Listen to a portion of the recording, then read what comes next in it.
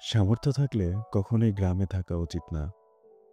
গ্রামে ১০০ বিঘা জমির মালিক হওয়ার চেয়ে শহরে এক টুকরো ভাড়া বাসায় থাকা অনেক সম্মানের, অনেক আরামদায়ক, অনেক ভালো।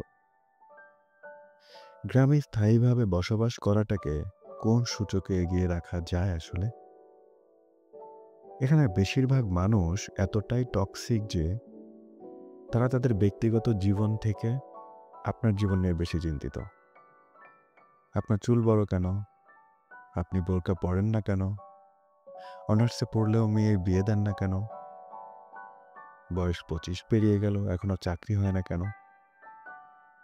ধরুন আপনার ব্যাচমেট কেউ বিদেশে গিয়ে লাখ লাখ টাকা কামায়, আপনি এখনো পড়াশোনা করছেন। কেন? এসব আজগুবি বিষয় নিয়ে তাদের অনেক টেনশন।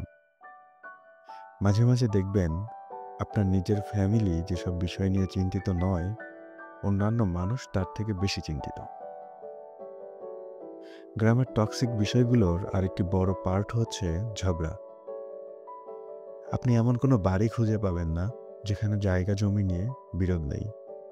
প্রত্যক্ষ বা পরোক্ষভাবে এই ফ্যামিলি সেই ফ্যামিলির সাথে কোনো না কোনোভাবে ঝগড়া লেগেই থাকে। ১ ইঞ্চি জায়গা নিয়ে মাথা ফাটাফাটি, অশ্লীল ভাষায় গালাগালি, মামলা মোকদ্দমা চলতেই থাকে।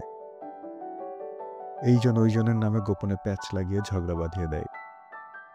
আবার কাউকে পছন্দ না হলে তার নামে এখানে সেখানে বদনাম রটিয়ে দেয়। এমনকি বিয়ে আসলেও গোপনে প্যাচ লাগিয়ে দেওয়া গ্রামের বেশিরভাগ মানুষের যেন নিত্যদিনের কাজ।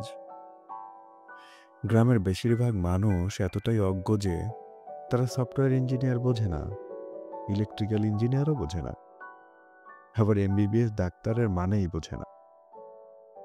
তাদের কাছে সরকারি চাকরি মানে পুলিশ হোক, কনস্টেবল, সেনাবাহিনী যদিও সে সৈনিক হয়, প্রাইমারি স্কুলের শিক্ষক, এইসব। আর একজন নার্সে পড়া স্টুডেন্টকে যেমনভাবে ডাক্তার ভাবে, তেমনি সরকারি মেডিকেলে এমবিবিএস পড়ুয়াকেও ভাবে না। তাদের কাছে আপনি সরকারের কোন গ্রেডে চাকরি করেন তা গুরুত্বপূর্ণ না। তাদের কাছে গুরুত্বপূর্ণ হলো আপনি প্রাইভেটে জব করেন নাকি সরকারি জব করেন। আপনি যদি প্রাইমারি স্কুলের পিয়নও হন, তাও বিয়ে দিতে কোনো আপত্তি নেই। কিন্তু বেসরকারি যত ভালো চাকরিই করেন, মতামত নেই বিয়েতে। তাদের কাছে আপনার শিক্ষা গ্রহণ থেকে আপনার সেই বন্ধু বেশি দামি যে এসএসসির পরে সৈনিক, কনস্টেবল বা বিদেশে বা কোনো একটা কাজে গেছে। আর টক্সিসিটির সবচেয়ে বড় বিরক্তিকর পার্ট হচ্ছে গ্রামের চায়ের দোকানগুলো। গ্রামের প্রতিটি চায়ের দোকানের চায়ের চুমুক ওঠেই গিবত দিয়ে। সেখানে কার বউয়ের বাচ্চা হচ্ছে না, কার বউ প্রেগনেন্ট, এসব থেকে শুরু করে রাজনীতি, অর্থনীতি, খেলাধুলা কোনোটারই গবেষণা বাকি থাকে না, যার অধিকাংশই গুজব।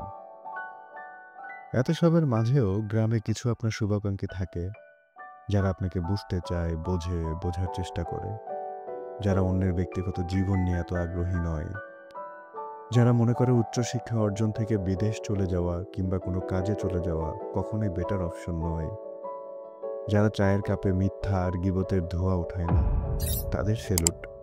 তারা আজীবন সম্মানপ্রাপ্ত।